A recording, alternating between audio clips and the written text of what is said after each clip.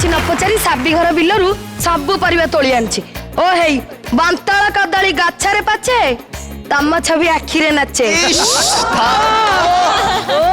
ତମେ ଯୋଉ ସବୁ ନ ଖାଇ ନ ପି ଯୋଉ ସୁକୁଡି ଚେହେରା କରିଛ ମୋରି ଭଳିଆ ହେଇପାରିବ ନାଇଁ ପା। ମୁଁ ତମ ସମସ୍ତ ଭଲ ପାଇଁ ଗୋଟେ 1 ନମ୍ବର ରୋଷେଇଆଙ୍କୁ ଡାକିଛି। ସତ ନା କଣ ବା? ସିଏ ଆଜି ରୋଷେଇ କରି ତମକୁ ପୁରା ଖୁଆଇ ଦେବେ। ସତ? ଆଉ ନାନା ଆସ କିଏ ଖାଇବ ଆମ ରାଜା ବାବୁର ଖାନା। ଆସ କିଏ ଖାଇବ ଆମ ରାଜା ବାବୁର ଖାନା। କେନ୍ଦ୍ରା ପଡାର ରସାବଳି ରସ ଯାଅ ଚାଖି ଯାଅ ଚାଖି ଯାଅ ଚାଖି। ସାଲେପୁରର କ୍ଷୀରି ମୋହନ ସବୁରି ମନ ଲାଖି। ଭୁବନେଶ୍ୱର କୋରା ଖଇ ଖଡ଼ିଆଳ ବୁନ୍ଦି ଦାନା।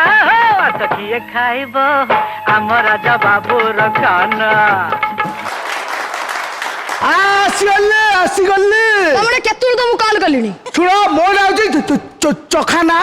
ମୋ ଖାଦ୍ୟରେ ନାହିଁ ଜମା ଓ ଅସନା ଖାଲି ଅଛି ବା ବା ବା ବା ବାସନା ବାସନା।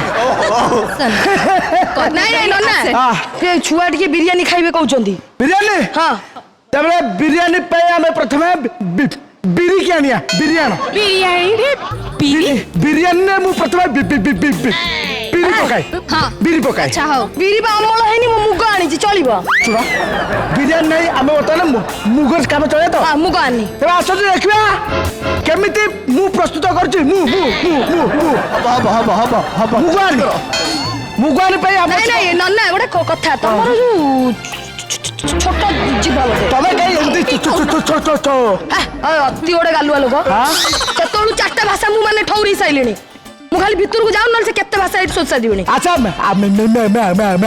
ମ୍ୟାଡାମ ବର୍ତ୍ତମାନ ଆମେ ମୁଗ ଆଣି ଆରମ୍ଭ କରିବା।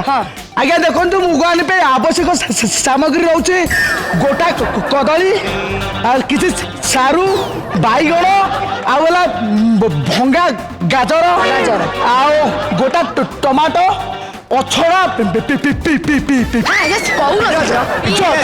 ପିଆଜ ପ୍ରସ୍ତୁତ କରିବା। କେମିତି କଣ ହଉଛି ପ୍ରଥମେ ଆମେ ଗୋଟେ ନମସ୍କାର ଦଣ୍ଡବତ କରିବା। ଗୋଟେ ଭିତରକୁ ଯିବ ଇଏ କଣ ତା ଭିତରକୁ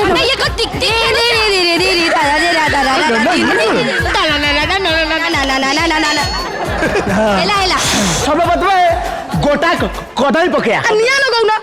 ନିଆଁ ଲାଗିବନି ବିନା ନିଆଁରେ ମୁଁ କରିବି ବିରିୟାନୀ। ହେ ମତେ କ୍ଷମା କରିଦିଅ ଜାଲମା ହବ ବା। ପ୍ରଥମେ ଆମେ ସର୍ବପ୍ରଥମେ କଦଳୀକି ପକେଇବା କାରଣ ଯଦି ଆମେ କଦଳୀକି ନ ପକଉଛେ ତାହେଲେ ବିରିୟାନୀଟା ବଦଳିଯିବ। କହିଦେଲ ତମେ କାଟି ପକେଇଥାନ୍ତ ନା କାଟିଥାନ୍ତ ନା ତାକୁ। ତା ଭିତରେ କଟାକଟି ତା ଭିତରେ ଅଛି ଗୋଟେ ଯୋଉ ତା ଭିତରେ ଗୋଟେ ମିକ୍ସଚର ମେସିନ ପଇଛି ବିଲେଇ ଯୋଉ ବାଲିଗୋଡି ସିମେଣ୍ଟ ମେସିନ ଅଛି। ତାପରେ ଆମେ ବିରିୟାନୀ ଗଲୁ ମାରିବା ପାଇଁ କିଛି ସାରୁ ପକେଇବା। तरंग परिवार महामुकाबला सीजन 11